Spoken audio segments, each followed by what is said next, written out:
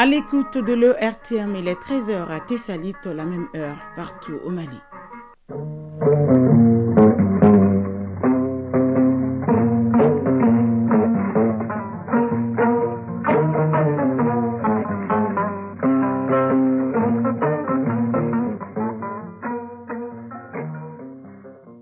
Le journal Aïssata Saliou Maïga. Mesdames et messieurs, bonjour et merci de choisir Radio Mali pour vous informer. Dans leur mission de restaurer la souveraineté de l'État sur l'ensemble du territoire national, les FAMA s'y sont emparés de Kidal ce matin. Suite à cette récupération, le président de la transition, le colonel Assimi Goïta, s'est adressé à la nation à travers un message. À suivre au cours de ce journal, le message du président de la transition. On parlera du grenier, cet héritage culturel qui sert d'espace de conservation des céréales. Il tend aujourd'hui à disparaître peu à peu dans notre société, mais dans les bourgades de la région du Sang, les greniers demeurent encore et ils sont considérés comme un facteur de cohésion sociale et de vivre ensemble. On fera le point avec Audrey Sakoné de Puisson. Dans la page sport, il sera question des éliminatoires de la Coupe du Monde 2026 zone Afrique. On parlera également de la Coupe du Monde des moins de 17 ans. Dans la page chronique initiative citoyenne avec Ousmane Dao, nous allons à la découverte de l'association des jeunes maliens pour le développement socio-économique. Elle mène des initiatives pour aider les étudiants de Bamako et les personnes en situation de précarité. Voilà pour le sommaire.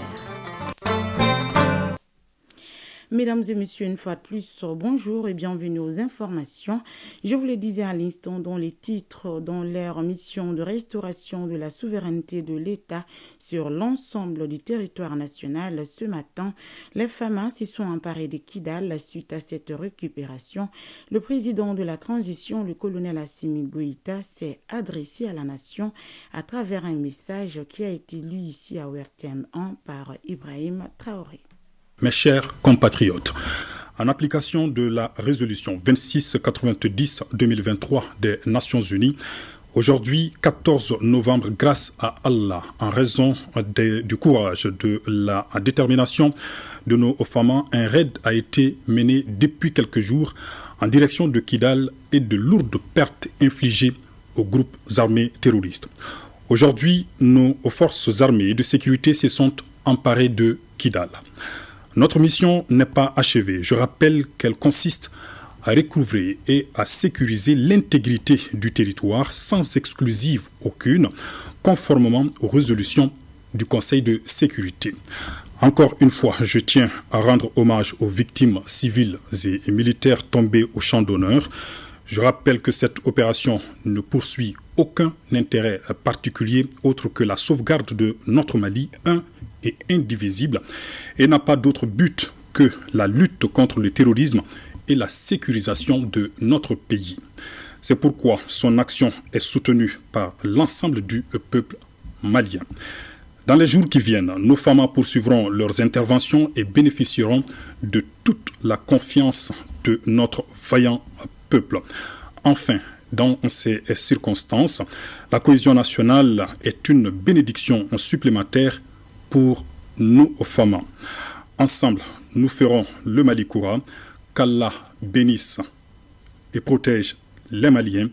Je vous remercie. Message du président de la transition, chef de l'État, colonel Assimi Goïta. Toujours sur le même registre, le chef d'état-major général des armées informe l'opinion nationale et internationale que les FAMA ont pris position dans la ville de Kidal ce mardi 14 novembre 2023. Il appelle la population au calme et à la sérénité. Le chef d'état-major des armées rassure les populations que toutes les dispositions sont prises pour assurer leur sécurité et les invite à suivre les instructions des FAMA. Les opérations de sécurisation se poursuivent. Unis, nous vaincrons. Actualité sur un tout autre plan, l'Office central des stupéfiants a procédé dans la nuit du 12 au 13 novembre au démantèlement de 2 magasins contenant une importante quantité d'appareils chicha et d'arômes de chicha à l'ACI 2000. La valeur marchande des objets saisis s'élève à 555 millions de francs CFA. Les détails avec Bokari Koulibaly. Des centaines de cartons de produits narguilés entassés les uns sur les autres. C'est le butin saisi par l'Office central des stupéfiants.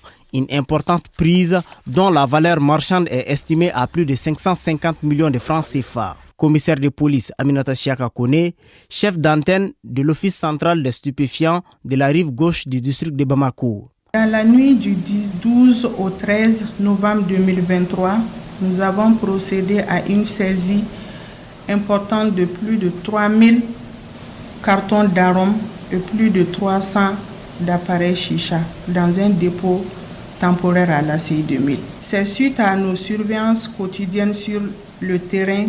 Cette opération de grande envergure intervient suite à l'arrêté interministériel interdisant l'importation, l'exportation, la distribution, la vente, la consommation et l'usage de la chicha ou tout autre appareil similaire sur l'étendue du territoire national. Commissaire de police Aminata Chiaka Kone, chef d'antenne de l'Office central des stupéfiants de la rive gauche du district de Bamako. Nous avons exploité une information selon laquelle 2 magasins servant de dépôt de produits stupéfiants à l'ACI 2000 existent.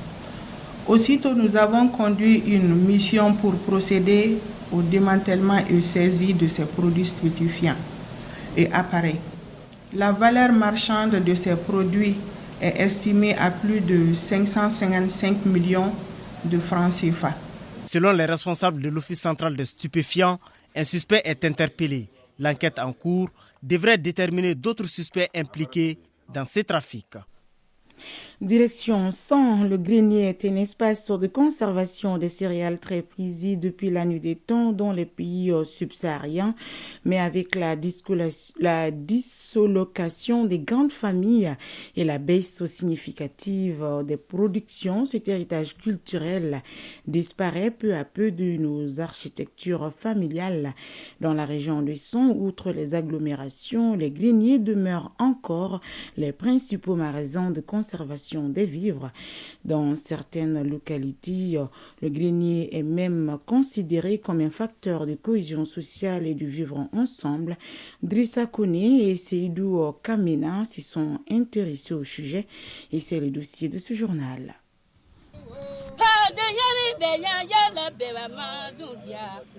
Le grenier, lieu de conservation des céréales, est une structure cylindrique faite entièrement de banco et assise sur une plateforme en branchage. Adama Jean Damélé, membre de la communauté Beau du Cercle des 100. Ces greniers sont à la base de banco pétris avec des pailles de fonio bien pétris ensemble, donnent une température assez équilibrée qui fait que la conservation de ces produits qui sont à l'intérieur sont bien préservés, sont bien en sécurité, jusqu'à ce qu'on en a besoin. Elan Diara, enseignant à Sanekui. Les greniers, c'est un héritage que nous avons conservé.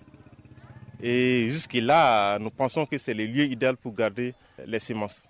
Malheureusement, de nos jours, cette technique ancestrale post-récolte qui, selon les paysans, permet de conserver les épis des années durant sans dégâts appréciables tend à disparaître. Pobanou Djassana, chef du village de Tominian. Le céréal peut rester dans le grenier durant des années. Ici, nous conservons les épis directement dans le grenier. Moïse Munkoro, président de l'Union des agriculteurs de Tominian. Jusqu'à présent, dans les agglomérations, il y a les greniers, mais qui est en tendance de se perdre, dû à une certaine amélioration par rapport à la production. Puisque au niveau des agglomérations, ils sont habitués à battre leur production pour mettre dans les sacs. Or, dans les sacs, c'est pas facile. Si c'est dans les greniers, on peut conserver ça facilement, sans perte. La Sinet Dambélé, habitant de Fani. Il y a des greniers dans toutes les familles de notre localité. On ne conserve jamais le céréal nulle part que dans le grenier. Depuis qu'on est passé de la production-conservation à la production-consommation, cette façon de stockage traditionnelle est de plus en plus remplacée par le sac et autres moyens aléatoires. Adama Jean Dambélé, membre de la communauté Beau Descend. Au fur et à mesure, on se rend compte aujourd'hui que les gens ont tendance à aller vers le battage du mil aujourd'hui. Dès la récolte, ils font le battage et ils mettent dans les sacs. Mais malheureusement, on se rend compte que ce battage directement dans les sacs incite à une certaine vente rapide de d'œufs. On se rend compte également que c'est un danger parce que dans les sacs, ils sont beaucoup plus exposés, tout ce qui est dangereux pour détruire les graines. Elan Diara, enseignant à Sanekui. Maintenant, même pour gérer les milles, il faut les mettre dans les greniers et enlever un peu. C'est une façon de gérer aussi les milles. Si on battait les tout et mettre dans les sacs, peut-être la gestion serait un peu calamiteuse. Si cet héritage culturel permet de stocker de manière efficace les céréales en les protégeant contre les facteurs d'altération tels que les insectes, l'humidité, le vent et le bétail, il faut signaler que le grenier bien garni incarne la sagesse ainsi que des facteurs déterminants du rang social de la famille. Adama Jean Dambélé, membre de la communauté Beau Descend. Et le grenier aussi, c'était signe non seulement de sagesse, mais aussi signe de pouvoir. Parce que quand vous passez dans un village, dans une famille, quand vous voyez de gros greniers, on est déjà certain que dans cette famille, il y a à manger. Sa disparition progressive porterait un coup dur à la structuration des familles. Adama Jean Dambélé, membre de la communauté Beau Descend. Vous voyez, même aujourd'hui, quand il y a des problèmes dans les villages, on dit qu'ils ont même brûlé les greniers. Ça veut dire que c'est de là que vient, terre à terre, on dit le ventre de toute la communauté. L'abandon de l'art du grenier serait également un effritement de notre tissu social. C'est pourquoi le diocèse de Sens, à travers la Caritas, a initié un projet grenier de prévoyance qui a vu la construction de 115 greniers modernes dans autant de villages. Jean Douba Kone, chargé de projets grenier et prévoyance à la Caritas Sens. L'idée de grenier de prévoyance consiste à mettre les communautés ensemble et faire en sorte qu'ils mettent toute leur production ensemble sécurisés dans un grenier afin de lutter contre l'insécurité alimentaire et ça crée la joie dans toute la communauté. Cependant, il est important de transmettre aux générations actuelles l'importance de cette pratique ancestrale de conservation des vivres. C'est un savoir-faire culturel qui ne mérite en aucune manière de nous échapper. Sans Drissa Kone et Sedou Kamena pour le RTM. Quelques mots de l'actualité hors de chez nous. À prison en Côte d'Ivoire, un jour après avoir annoncé mettre fin à son exil, l'opposant Guillaume Soro était hier au Niger, dans la capitale, où il a rencontré le président de la transition en présence des ministres de la Défense et de l'Intérieur du Niger. Les deux hommes auraient discuté des questions de sécurité sous-régionale et de la façon de mener à bien la transition sans heurts. L'annonce a été faite par son mouvement politique Génération et Peuple Solidaire dans un communiqué. Au Burkina Faso, 70 morts, c'est le bilan provisoire de la tuerie des Arongo, une commune du centre-nord du pays. C'est hier, après 8 jours de ce massacre, qu'un communiqué officiel des autorités burkinabées a été diffusé pour donner le nombre de décès. Les auteurs de ces atrocités n'ont pas encore été identifiés selon le même communiqué officiel. Au Sénégal, les membres de la nouvelle équipe de la Commission électorale nationale autonome Sénat ont prêté serment devant le président du Conseil constitutionnel. Cette équipe, composée de 12 personnes, est officiellement entrée en fonction hier. Leur mission est de veiller à la bonne organisation des élections, mais aussi corriger d'éventuels dysfonctionnements. Au Gabon, le comité pour la transition et la restauration des institutions décide de limiter à 2 ans la durée de la transition. L'information a été donnée hier dans un communiqué qui indique le chronogramme indicatif de la transition politique au Gabon qui prendra fin en août 2025 à l'issue des élections. Il y a également dans ce chronogramme l'organisation d'un dialogue national inclusif en avril 2024. En juin 2024 aussi, le Parlement actuel sera transformé en Assemblée constituante. Sa mission sera de rédiger la future constitution qui sera adoptée par référendum fin de l'année prochaine. Enfin, à Madagascar en marge du premier tour de l'élection présidentielle prévue ce jeudi. 3 candidats ont débattu hier soir environ 3 heures de temps à la télévision. Ce débat organisé par la CENI a permis au président sortant, Ange Rajuel, et aux 2 autres d'exprimer leur vision pour le pays, tacler leurs adversaires et rappeler leurs réussites. Économie, justice, santé, éducation, décentralisation étaient au cœur de ce rendez-vous.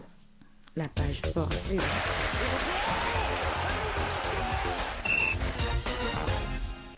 La page sport de ce journal, c'est avec vous, Siragatou Sissi. Bonjour. Bonjour, c'est Salut Mega. Éliminatoire Coupe du Monde 2026 aux zones Afrique. Les débats s'ouvrent cette semaine. Le Mali entre en lice ce vendredi contre le Tchad. Oui, le groupe Aigle est presque au complet. Le dernier contingent arrive ce soir. Le match Mali-Tchad de la première journée des éliminatoires de la Coupe du Monde 2026 est prévu ce vendredi à 19h au stade du 26 mars. Déjà ce matin, le sélectionneur national Eric Sekouchel a dirigé la première séance d'entraînement accompagné de tout son staff. Au menu, étirement, échange de ballons, léger footing, opposition 3 contre 3. D'autres séances d'entraînement seront maintenues jusqu'à la veille du match Mali-Tchad. Coupe du monde des moins de 17 ans, le Mali, malgré sa défaite d'1-0 face à l'Espagne, garde encore ses chances de qualification. Oui, avec 3 points plus 2, le Mali est deuxième derrière l'Espagne, 6 points qualifiés et devant l'Ouzbékistan, troisième 3 points et le Canada quatrième 0 points. Les Aiglonnets du Mali tenteront de boucler cette phase de groupe par un résultat honorable ce jeudi contre le Canada. Hier, le Mali chutait 1-0 devant l'Espagne et l'Ouzbékistan avait surclassé le Canada 3-0. Ce mardi, le Sénégal a assuré sa qualification en 8e de finale en triomphant 4-1 face à la Pologne. Le Brésil pulvérisait la Nouvelle-Calédonie 9-0. Les matchs Angleterre-Iran et Japon-Argentine sont en cours. Coupe du numérique, l'équipe de l'ERTM dispute son 3e match du groupe cet après-midi face à la PEJ. Coup d'envoi 16h sur le terrain synthétique de l'ACI 2000 à Hamdallah, près du 14e arrondissement. L'équipe de l'ERTM 3e, 4 points, est opposée à la PEJ 2e, 6 points. Le vainqueur de ce choc prendrait la 2e place du groupe B derrière l'AGFO leader, 10 points déjà qualifiés pour les demi-finales avant la fin de ce premier tour.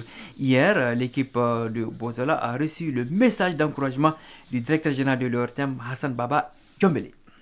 C'est tout. C'est qu'il fallait retenir. Merci pour toutes ces informations sportives. Initiative citoyenne. Le développement par nous-mêmes. Ils sont étudiants un peu partout à travers le monde et au Mali. Malgré leur statut, ces jeunes ont décidé de mettre sur les fonds baptismaux l'Association des jeunes maliens pour le développement socio-économique. Et depuis, elle multiplie les initiatives pour aider les étudiants de Bamako et les personnes en situation de précarité. Dans la chronique Initiative citoyenne, Ousmane Daou nous parle de cette association. Suivant. Étudiants au Maroc, en Algérie, en Tunisie, en France, en Turquie et au Mali, ils ont décidé de mettre en place l'Association des jeunes maliens pour le développement socio-économique. Depuis 2019, ces jeunes hommes et femmes essaient tant bien que mal d'apporter un appui aux personnes en situation de vulnérabilité, organisent des sessions de formation pour les étudiants de Bamako, mais aussi un soutien constant aux orphelinats. Ousmane Diaw, secrétaire administratif de l'Association des jeunes maliens pour le développement socio-économique, section Mali. Dans les orphelinats, on a mis des activités de bénévolat. On a d'abord ciblé l'orphelinat Niader. Aussi, on a fait des visites au niveau de l'orphelinat Asset de Moutougla. On fait aussi des formations pour les étudiants sur l'entrepreneuriat. Et aussi, on organise des concours débats universitaires. Pour toujours rester sur la même dynamique d'assister, de soutenir et de donner le sourire aux plus démunis, l'association a quelques projets. Ousmane Diaw, secrétaire administratif de l'Association des jeunes maliens pour le développement socio-économique, section Mali. Dans les jours à venir, on compte réaliser des projets. Mais l'orphelinat qu'on compte appuyer de plus, c'est l'orphelinat Asset de Moutougla. On compte réaliser des latrines là-bas, dans une école qui est un peu éloigné de l'orphelinat. Donc les élèves étudient là-bas et tous les besoins se déplacent de l'école jusqu'à l'orphelinat. Il envisage aussi de construire un hangar au niveau de la cour de l'orphelinat, de formation sur les gestes de premier secours. Et on compte faire ça. Puis à Bamako, on voit généralement des accidents qui arrivent et puis les gens n'ont pas de capacité pour intervenir. Ces jeunes qui comptent rester sur la voie du bénévolat souhaitent un accompagnement à tous les niveaux pour continuer de partager leur solidarité. Avant de refermer ce journal, retenez que dans leur mission de restauration de la souveraineté de l'État sur l'ensemble du territoire national, ce matin, les femmes se sont emparées de Kidal. Suite à cette récupération, le président de la transition, le colonel Assimi Goïta, s'est adressé à la nation à travers un message. Le chef d'état-major général des armées informe l'opinion nationale et internationale que les femmes ont pris position dans la ville de Kidal ce mardi 14 novembre 2023. Il appelle la population au calme et à la sérénité. Le chef d'état-major des armées rassure les populations que toutes les dispositions sont prises pour assurer leur sécurité et les invite à suivre les instructions des femmes. Les opérations de sécurisation se poursuivent. Unis, nous vaincrons, Inch'Allah. Point final à ce journal qui vous a été présenté par Aïssata Saliou Maïga. Sa mise en onde a été assurée par Alimata Ouattara. Mise en ligne en Sekou Traoré. Réalisation Soumaou Aïdara. Coordination Ousmane Daou. Merci d'avoir été des nôtres. Excellente fin de journée en compagnie des programmes de la Radio Nationale du Mali.